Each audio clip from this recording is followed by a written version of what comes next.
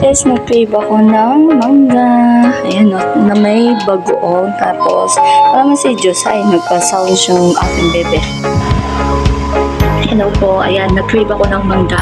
Ayan no, dalawang mangga. Nagal ko nang di kumakain ng mangga. Tapos, meron kami bagoong. Ayan no, lalagyan natin ha. Titikman natin. Tagal ko nang di kumakain ng mangga. Tapos, may kalaman si Diyos dahil. Ayan, ang asim. So, eto lang yung lunch ko. Di pa ako nagla-lunch na. Tatlong araw na ako din nag-lunch. Nag-fasting ako. Wow, nakasurvive ako ng 2 days. Last day ko today. Ayan o.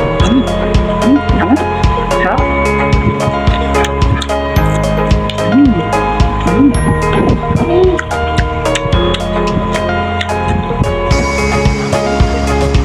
Gusto mo ng chicharon?